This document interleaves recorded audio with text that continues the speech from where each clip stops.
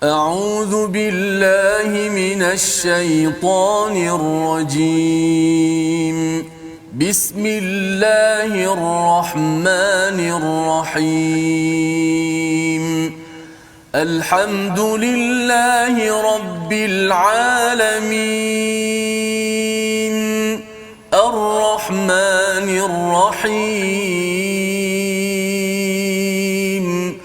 مالك يوم الدين. إياك نعبد وإياك نستعين.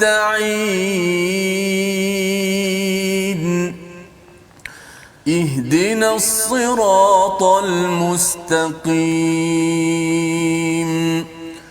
صراط الذين أنعمت عليهم غير المغضوب عليهم ولا الضالين.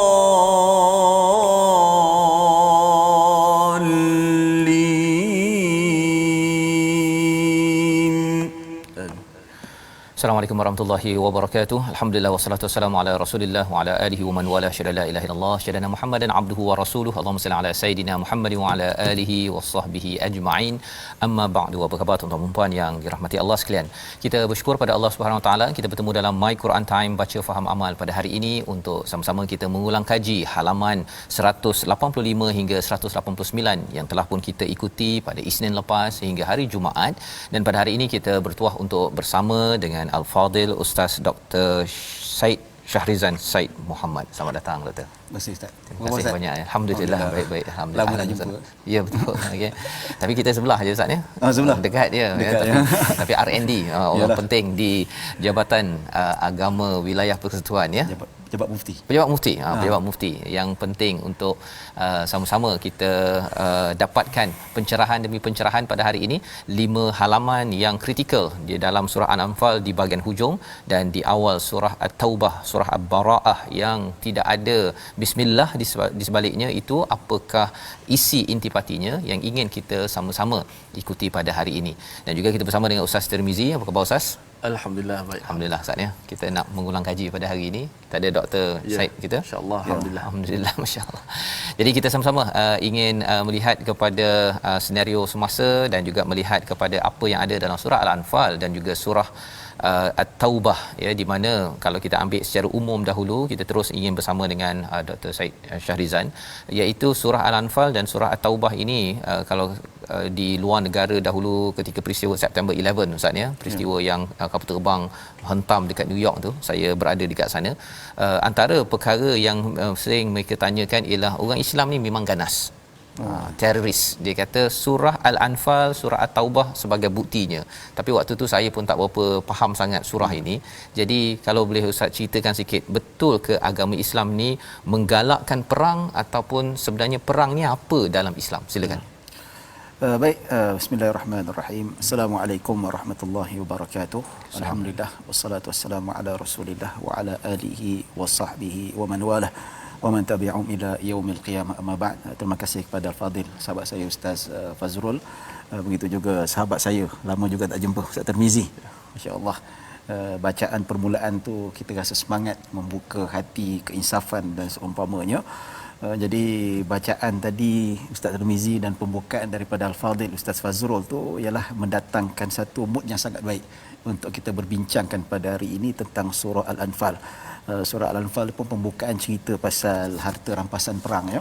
Jadi itu kelebihan yang kalau kita kata sebut saja harta rampasan perang ni, dia adalah salah satu 5 perkara keistimewaan diberikan kepada umat Nabi Muhammad sallallahu alaihi wasallam yang tak ada pada umat terdahulu. Kalau umat terdahulu perang, harta musuh tak boleh ambil. Hapuskan.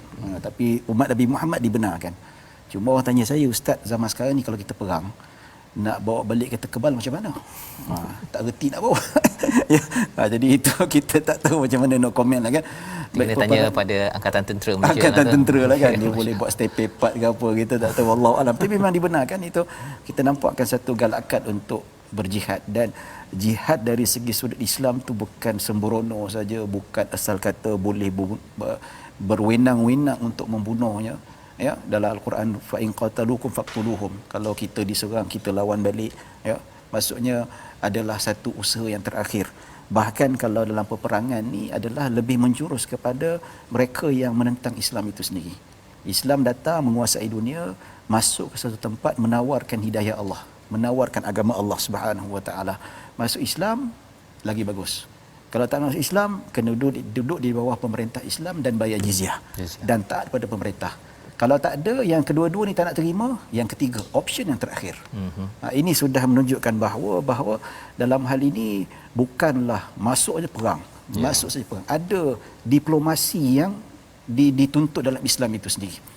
Sirah bagaimana ghazwah yang berlaku pada zaman Nabi, tak cukup lagi dengan zaman Khulafa' ar-Rashidin. Bagaimana memang kita lihat ya, bagaimana zaman Sayyidina Umar hanya menawan Baitul Maqdis dengan dia menaik keldai. Dapat padri dekat Baitul Maqdis itu serahkan kunci kepada Sayyidina Umar tanpa peperangan pun. Dan masyarakat Kristian Yahudi tetap bebas dengan agama mereka. Masih beragama. Ya. Tapi dengan syarat iktiraf Islam sebagai pemerintah, bayar jizyah. Mereka boleh terus. Tak adalah kita kata masuk Islam kena paksa bunuh. Tidak. Sebab kata orang ada pemuka-pemuka orientalis liberal mengatakan Islam itu tersebar dengan pedang. Itu tidak benar sama sekali. Bukti kalau kita lihat empire sampai dekat Andalus, kita lihat masih lagi ramai Kristian hidup dengan bebas, tak ada masalah. Maka tidaklah sewenang-wenangnya peperangan itu untuk dilakukan. Sebab kata orang itulah option yang terakhir. Option yang terakhir. Ada tapi bukan itu matlamat yang paling utama. Tapi dia ada, kita tak nafikan sebahagian daripada agama juga. Dan bukan kata apa, peperangan ini sebahagian daripada kehidupan. Kita tak kiralah mana-mana tamadun, Ustaz. Tamadun sebelum mana-mana lagi pun sehinggalah tamadun Islam, peperangan tetap ada. Ini menunjukkan sunatullah. Benda yang tak boleh kita nak lari. Contoh macam kita lah, Ustaz, ada khilaf. Antara ulama' ada khilaf. Orang kata Ustaz ni tak habis-habis khilaf, dia kata. Khilaf tu sunatullah. Fitrah Allah. Kata jangan kata ustaz-ustaz saja khilaf, bukan mazhab saja khilaf. Ya, doktor-doktor pun khilaf. Nak pergi bedah tu ada 3 mendapat doktor. Doktor kata ini tak kena tunggu jantung stabil dulu baru bedah. Tak boleh. Jadi apatah lagi yang lain-lain, bidang-bidang lain dan sebagainya. Sama juga peperangan, ia memang berlaku daripada zaman ke zaman dan inilah menunjukkan bahawa itu tuntutan hidup. Yang mana kalau digunakan dengan cara baik, baiklah jadinya. Kalau salah guna, dia akan merosakkan masyarakat dunia dan seumpamanya. Baik, Dr. Syahid Sharizan, itu adalah jawapan ya kepada tuan-tuan, untuk saya juga, untuk kita memahami sebenarnya sampai kepada surah nombor 8, nombor 9 ini. Kalau bercakap tentang perang, ramai sahaja orientalis, orang-orang bukan Islam yang bertanya kepada saya, kepada tuan-tuan berkaitan dengan perang ini.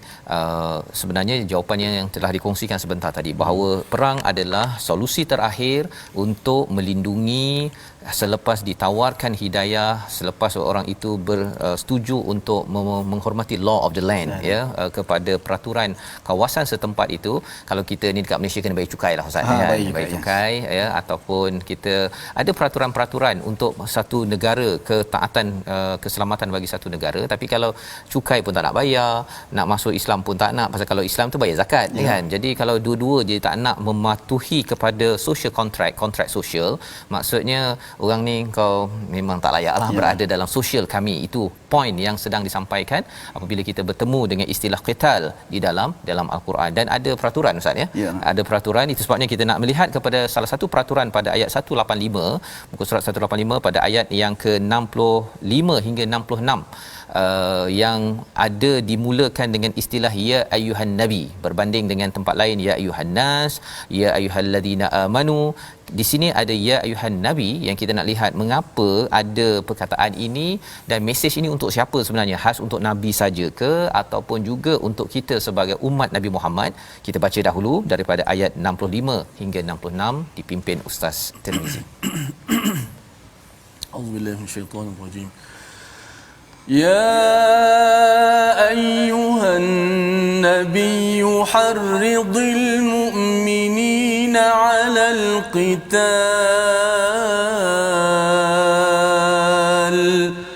إن يكن منكم 20 صابرون يغلبوا 200 وإن يكن منكم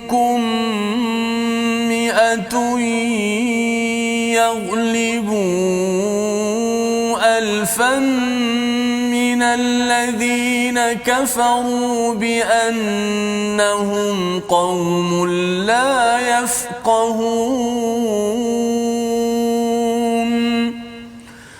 الآن خفف الله عنكم وعلم أن فيكم ضعفا فإن يكن منكم 100 صابرة يغلبوا 200 وإن يكن منكم 1000 يغلبوا 2000 بإذن الله وإن يكن منكم 1000 يغلبوا 2000 بإذن الله والله مع الصابرين صدق الله العظيم. Surah Al-Azim, gitulah bacaan daripada ayat 65 66, dan kalau kita merujuk kepada ayat 64 itu bermula dengan ya ayyuhan nabi, ya, kemudian pada ayat yang ke-65 juga ada ya ayyuhan nabi, ya, diikuti selepas itu ayat 66 al-an, pada hari ini, ya, sekarang ini khaffafallah, Allah meringankan. Ada dua mesej yang bermula dengan ya ayyuhan nabi pada ayat 64 65 tu Ustaz, ya. Kalau Ustaz boleh komen ataupun memberikan penjelasan mengapa kat sini tak digelar ya ayyuhallazina amanu ataupun ya ayyuhan nas, silakan. Baik, terima kasih Ustaz Fazrul. Saya ada jumpa, pengalaman saya cerita sikit, saya pernah jumpa dengan seorang aktivis yang dia berpemikiran liberalisme. Okey. Dia cerita pasal ayat ya ayuhan nabi qul li azwajika wa banatika wa nisa'il mu'minin yudnina 'alaihinna min jalabibihinna. Dia kata arahan perintah tu dia kata hanya untuk nabi. Hanya nabi saja ada kuasa untuk perintahkan supaya isteri-isteri dia dan wanita yang hidup sezaman dia saja tutup hidung. Maksudnya Allah tak kata kita suami. Kenapa Allah tak kata ya ayyuhal mu'minun, ya? Ya qulu li azwajikum. Oh, tak ada kata macam tu.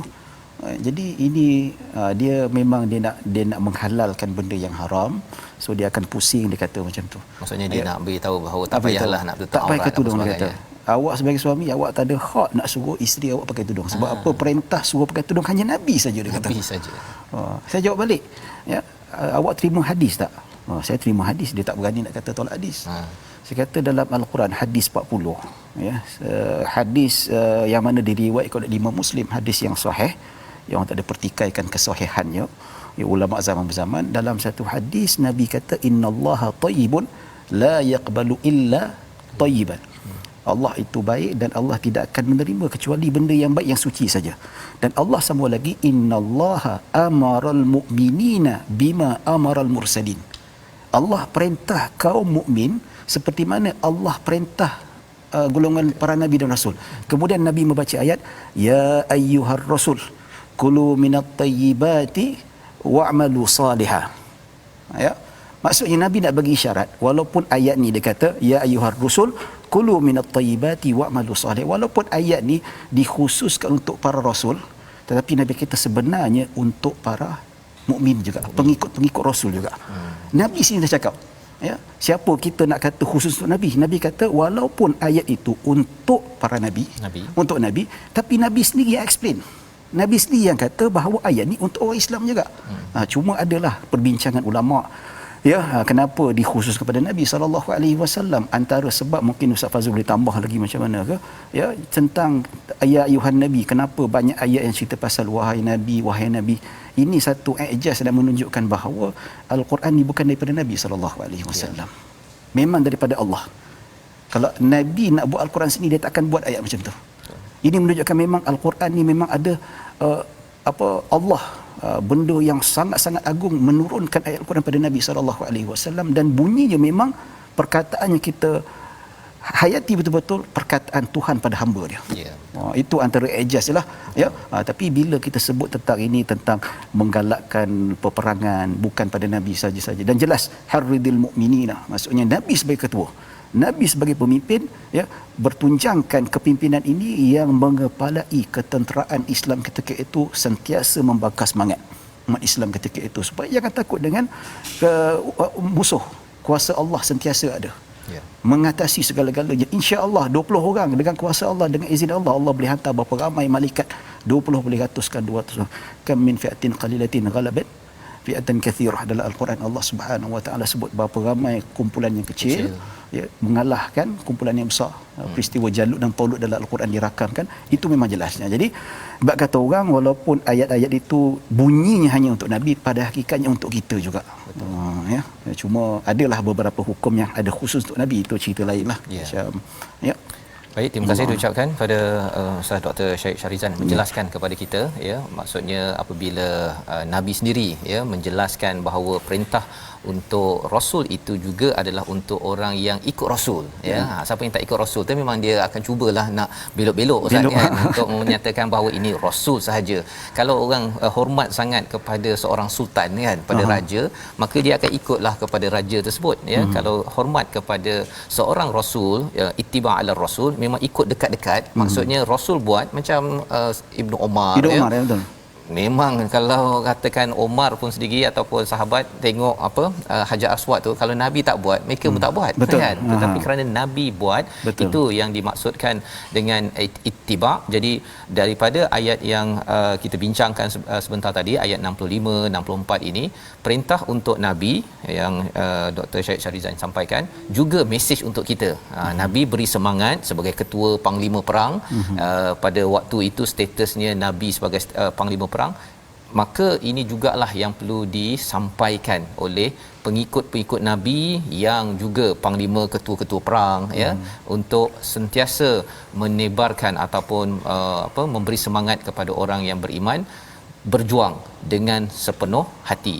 Itu yang dimaksudkan di dalam ayat ini. Jadi ini sebenarnya Ustaz, ya, bila ada orang kata bila baca pasal Bani Israel sahaja, kan, tak ada kaitan dengan saya, kan. Sama jugalah kaedahnya, ya, di mana sebenarnya pengajarannya untuk kita pasal Bani Israel, tak tahulah dia baca ke tak untuk sekarang ni. Yang bacanya adalah kita. Nah, jangan sampai kita baca tapi jadi perangai macam Bani Israel. Baik, kita nak bergerak kepada halaman 186 di mana kita dibekalkan dengan satu ayat pada ayat 74, ciri mukminina haqqan, ya. Pada ayat 64 kita baca dahulu bersama 74, ya, ayat 74 bersama Ustaz Tirmizi, di mana ini adalah antara ayat terakhir, dua ayat terakhir dalam surah Al-Anfal. Tetapi dalam masa yang sama, dua ayat pertama dalam surah Al-Anfal juga bercerita tentang mukminun haqqan, ya, tentang mukmin yang sebenar-benarnya. Apa kaitan di antara dua ayat ini? Apakah tanasubnya? Kita dengar daripada Ustaz Dr. Syarizan, tapi kita dengar dahulu, kita baca ayat 74 bersama, insya-Allah. InsyaAllah kita berpindah pada ayat yang ke-74 muka surat 186, ciri-ciri mukmin yang sebenar, yang diberikan keampunan oleh Allah Subhanahu Wa Taala. Ada sebelum tu tadi bila sebut pasal peperangan, saya ada soalan sikit sebenarnya, soalan peribadilah maksudnya. Dia sebut tentang perang ni, dia nampak macam semangat jihad dan sebagainya. Dalam Quran sebut kalau jumpa musuh jangan kamu berganjak dan sebagainya. Dia ada sebuah hadis yang disebut la tatamannau liqa al-adu, kan, yang kamu berharap jumpa musuh. Salah satu adab yang Islam ni, bagaimana dia sudut keutamaan? Okey, Ustaz jawab, saya baca dulu lah. Baca dulu Ustaz, ya. Okey, bagus. Okay. Ayat 74, jom sama-sama kita baca sikit. Auzubillahi minasyaitanir rajim. Walladzina amanu wa hajaru wa jahadu fi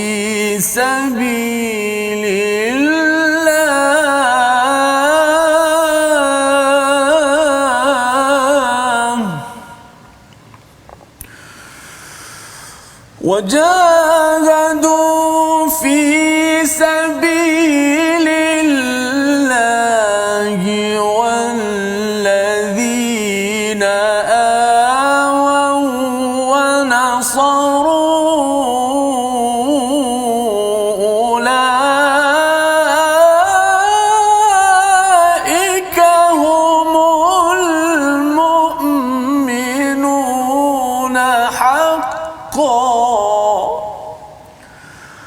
لهم مغفرة ورزق كريم.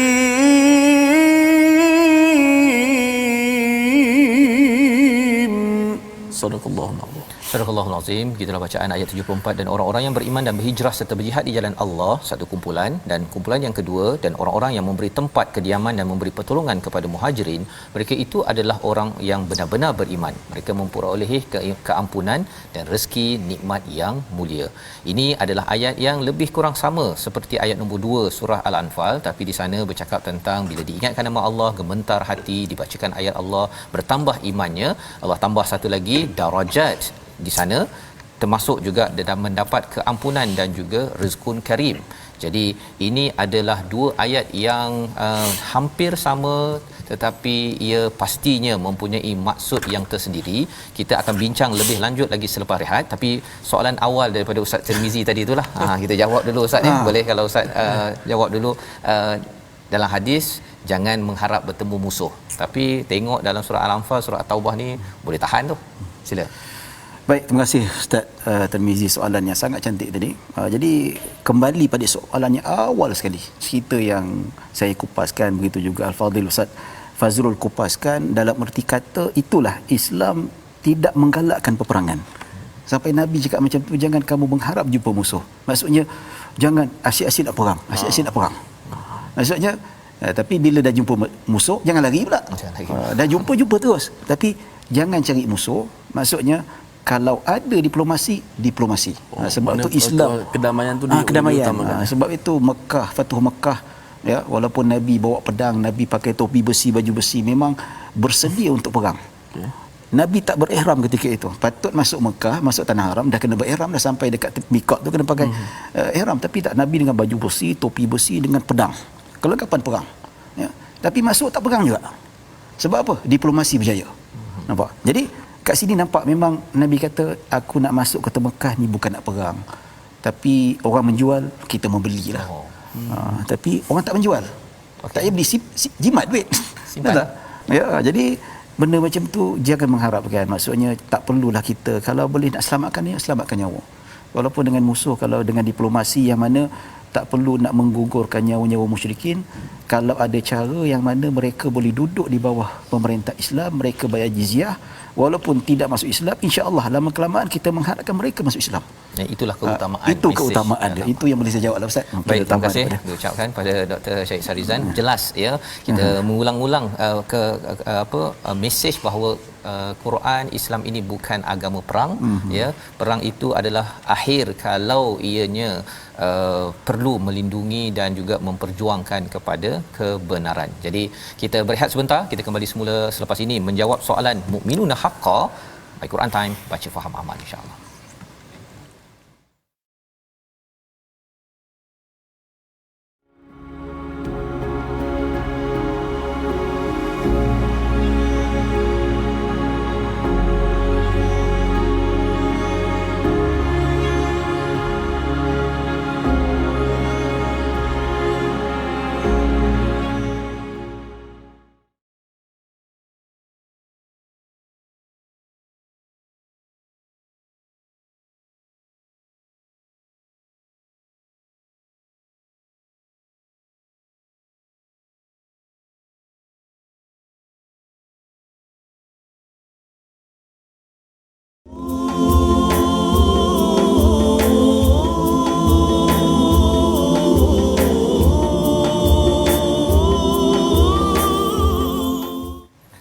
Alhamdulillah, kita kembali dalam My Quran Time pada hari ini bersama dengan Al-Fadhil Ustaz Dr. Syed Sarizan untuk kita terus membincangkan tentang bagaimana intipati halaman terakhir daripada surah Al-Anfal, di mana surah ini adalah surah Madaniyah, surah yang turun selepas Nabi berhijrah daripada ke Madinah itu, dan surah ini adalah surah yang penuh dengan panduan disiplin bagi sebuah organisasi untuk berjaya.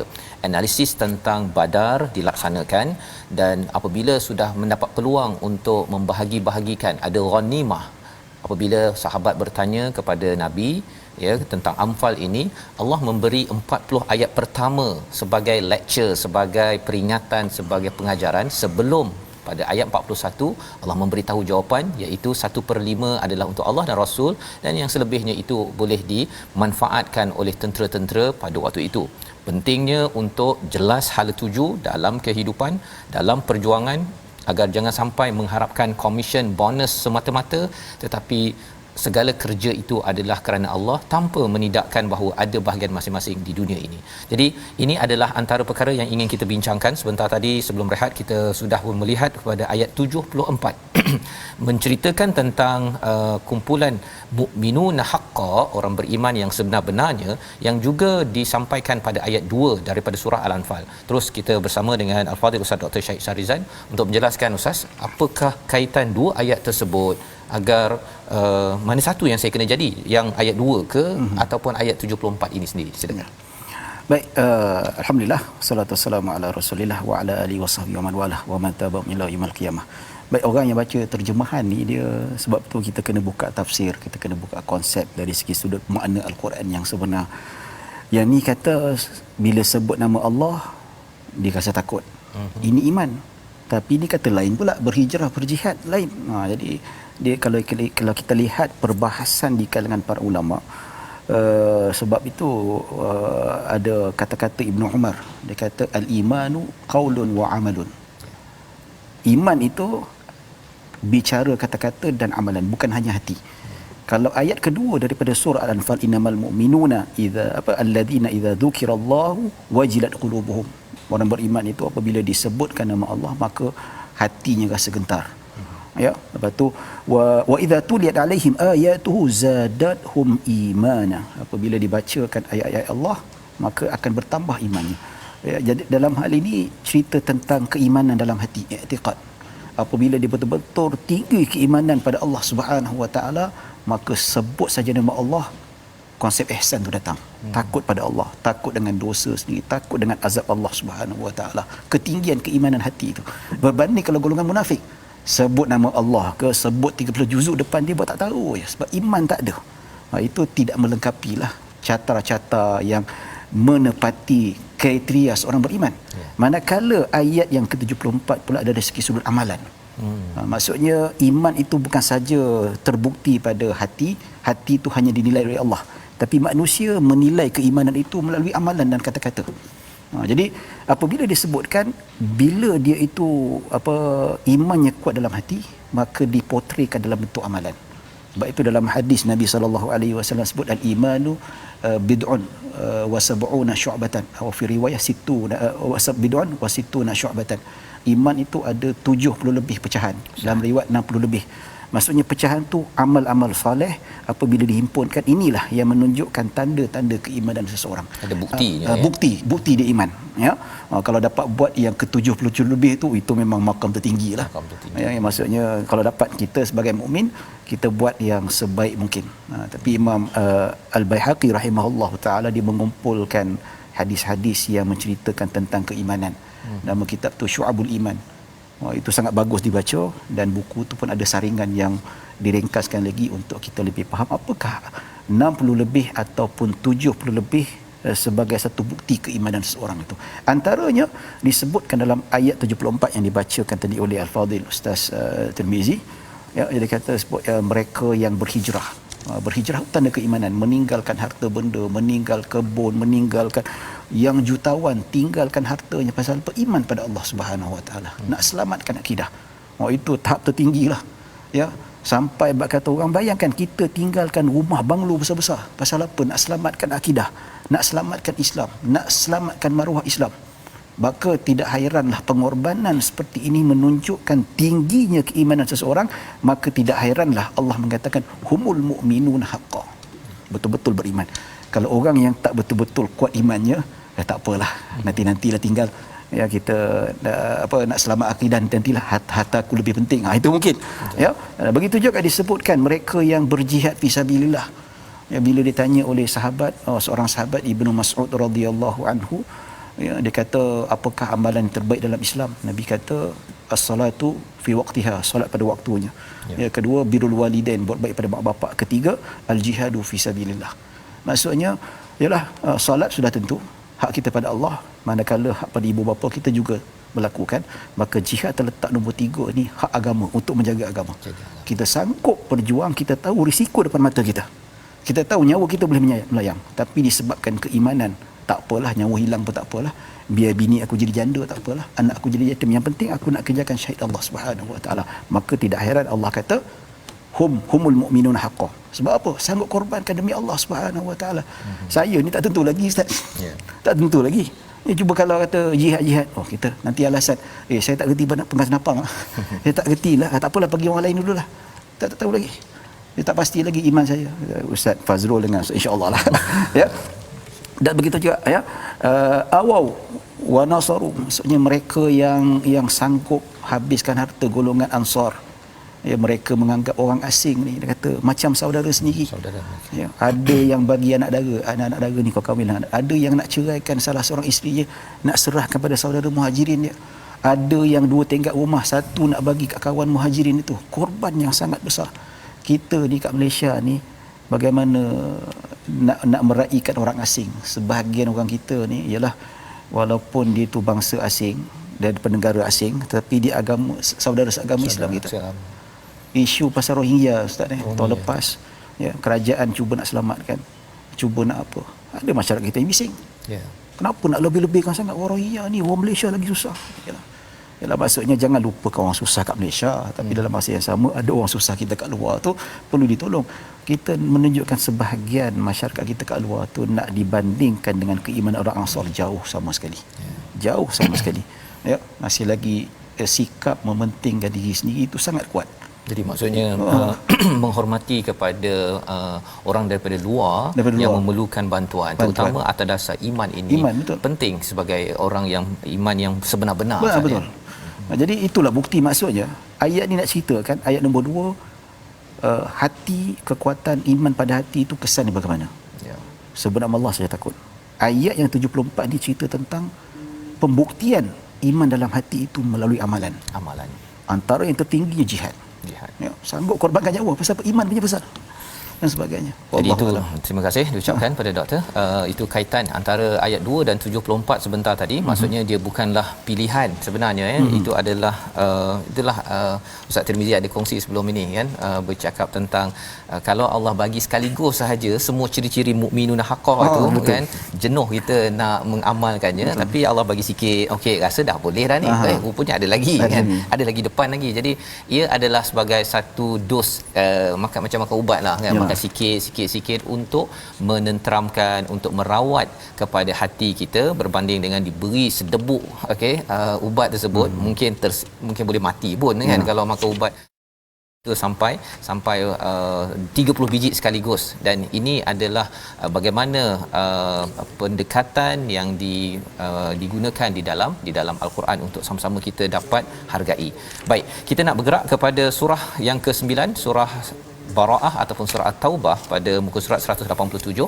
Kita melihat kepada ayat ini yang telah pun kita belajar, tuan-tuan sekalian. Dan satu daripada perkara yang menarik apabila di dalam surah ini, ya, pada ayat yang kedua ada beri peluang. Walaupun dah 6 ayat ini turun pada Nabi sallallahu alaihi wasallam di Madinah, dihantar kepada Ali, sampaikan kepada Abu Bakar ketika dalam perjalanan ke Mekah itu, tolong beritahu, isytiharkan di haji nanti 6 ayat ini. Ada disclaimer. Ingatkan biasanya kalau orang dah berperang, dah menang ni Ustaz ya, sila get out kan. Tapi ini katanya ada bagi 4 bulan. Kita baca dulu ayat yang kedua, kemudian nanti kita akan lihat bagaimana, apa maksud di sebalik 4 bulan ini. Lepas 4 bulan kena keluar ke, ataupun apa sebenarnya. Kita baca ayat yang kedua daripada surah At-Taubah. Silakan Ustaz. A'udzubillahi minasyaitonir rajim. فسيحوا في الأرض 4 أشهر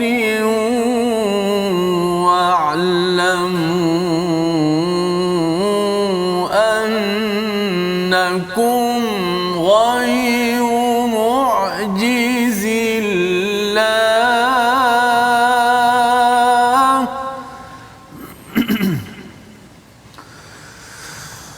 فسيحوا في الأرض 4 أشهر واعلموا أنكم غير معجزي الله وأن الله مخزي الكافرين.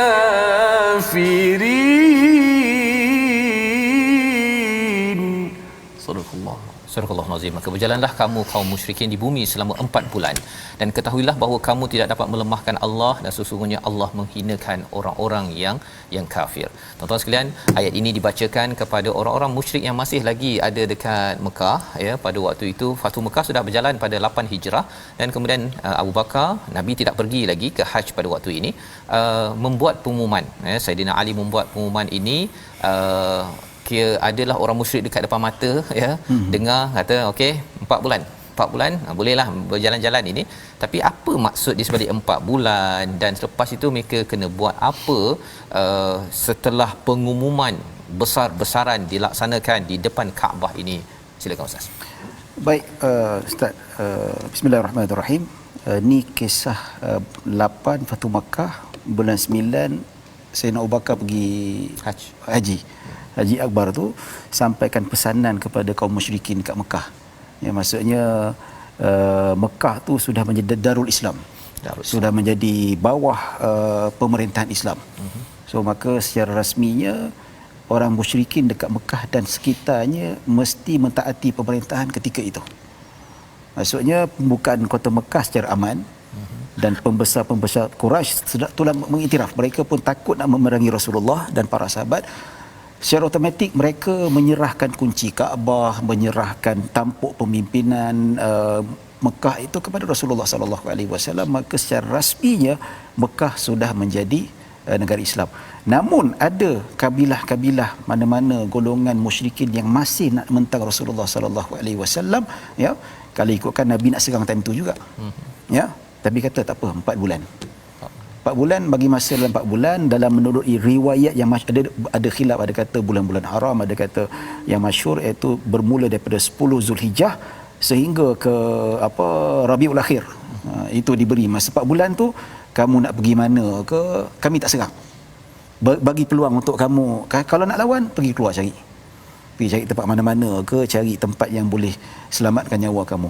Tapi kalau rasanya nak terus muahadah ataupun untuk perjanjian yang baik, maksudnya untuk berada di bawah tampuk Islam, silakan, tak ada masalah. Itu peluang yang Nabi SAW bagi. Ini tunjukkanlah kita ni bukan nak lawan orang sangat, kita masih bagi peluang untuk mereka berfikir ya. Dalam masa 4 bulan itulah mereka nampak bagaimana keadilan Islam.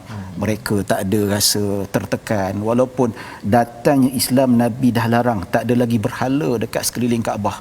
Dalam Kaabah pun tak ada. Dan kedatangan Islam, Fathu Makkah ketika itu tidak boleh lagi tawaf dalam keadaan telanjang bulat. Tidak lagi bersiul, tak ada bernyanyi-nyanyi. Maksudnya kontrol. Tapi orang yang nak sembah berhala kat rumah tu lantak dia lah, tak ada masalah, no problem. Mereka masih lagi boleh meneruskan kepercayaan masing-masing. Ya. Tapi kalau masihlah nak menentang Islam, tak apa, 4 bulan. Dalam masa 4 bulan itulah kamu merancang apa-apa sekalipun, rancang ya, kami tetap akan serang. Dan perancangan kamu nak jatuhkan Islam sama sekali tidak akan menghina Allah Subhanahu Wa Taala dan tidak menghina agama, malah kamu menghina kamu sendiri dan kamu akan tunggu akibat daripada Allah Subhanahu Wa Taala. Jadi inilah kita kata toleransi dalam Islam itu sendiri. Maksudnya peluang nak nampakkan cantiknya Islam, nak bagi orang berfikir, tidak gelojoh dan tidak memaksa. Maka inilah kalau kita lihat ayat ni merupakan satu penerangan yang sangat hebatlah. Kalau kita baca tafsirnya, kalau kita baca asbabun nuzul dan seumpamanya, kita nampak keindahan Islam dalam meraihkan golongan-golongan yang enggan beriman pada Allah Subhanahu Wa Taala. Jadi sebenarnya Ustaz ya, kalau kita melihat bahawa diberi masa 4 bulan. Jadi lepas 4 bulan, 4 bulan ni sebenarnya untuk mengelakkan mereka ni menyerang. Ya, menyerang. Tapi kalau lepas 4 bulan dia masih lagi dia tidak masuk Islam, ya. Tapi dia tak serang. Okey ke tak okey dia duduk kat Mekah tu? Dia kalau ikutkan dia kalau tak nak bayar jizyah, ya, dia tetap dikira melawan lah, macam melawan. Contoh kita kan lah, macam tak bayar LHDN kan, tak bayar apa, dah tak surat, tidak kena saman. Ya, tapi bila dia menentang arahan pemerintah tu maksudnya dia isytihar melawan pemerintah. Dan dia akan menyebabkan hasutan pada kabilah-kabilah lain. Jadi maka ini perlu dikekang. Maka antaranya dah tak ada jalan lain, diperangilah gitu. Sedangkan peluang diberikan, mungkin kata, kena bayar jizyah. Kenapa bayar jizyah? Tak nak bayar jizyah masuk Islam. Settle, selesai masalah. Itu yang kalau kita lihat di dalam surah ini pun ayat yang ke-5 iaitu jika mereka bertaubat dengan tanda taubat tu solat dan bayar zakat kan. Bayar zakat. Kalau orang Islam dia ada bayar cukai juga, zakat. Dan kalau orang yang bukan Islam dia bayar jizyah tadi. Okey. Kan tanda Super bahawa juga maksudnya kalau dia kata nak mempertikaikan orang bukan Islam kena bayar jizyah. Orang zakat pun bayar zakat juga, kena bayar zakat kan? Dan ada peruntukan fiqah juga. Islam tak zalim. Orang ada pun tanya, ustaz bagaimana kalau orang bukan Islam pada zaman Nabi, dia memang fakir miskin, kena bayar jizyah juga ke? Ada perbincangan ulama. Islam ada timbang tara dia.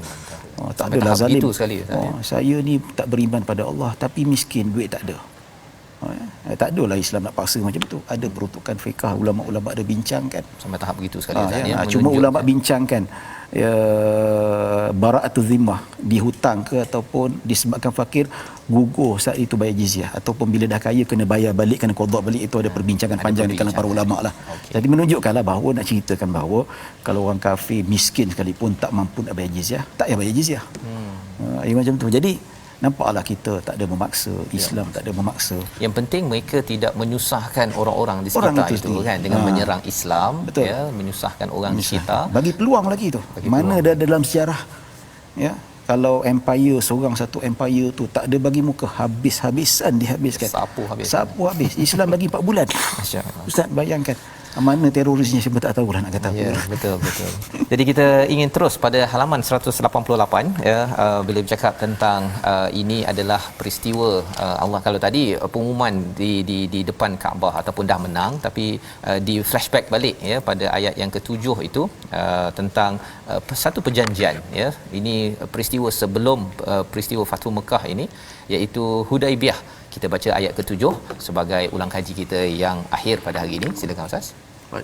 Auzubillahi minasyaitanir كيف يكون للمشركين عهد عند الله وعند رسوله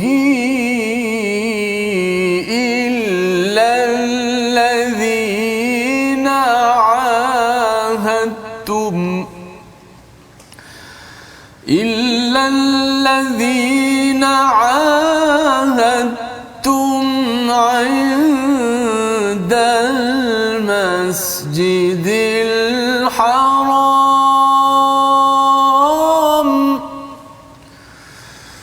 فما استقاموا لكم فاستقيموا لهم إن الله يحب المتقين.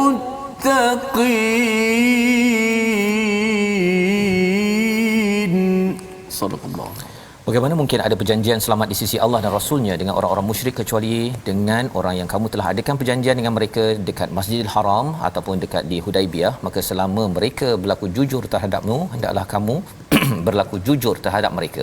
Sesungguhnya Allah menyukai orang-orang yang bertakwa. Di sini ringkasnya apa yang kita dah belajar pada minggu ini, tuan-tuan sekalian, ialah orang bertakwa itu Ustaz ya, dia menjaga janji ya, menjaga janji. Sebenarnya yang buat perangainya adalah kumpulan yang musyrik itu sendiri kan, dalam perjanjian Hudaibiyah itu pada 6 Hijrah. Maka pada 8 Hijrah berlaku peristiwa Fathu Mekah disebabkan di peringkat 7 Hijrah itu berlakulah perjanjian yang dimungkiri.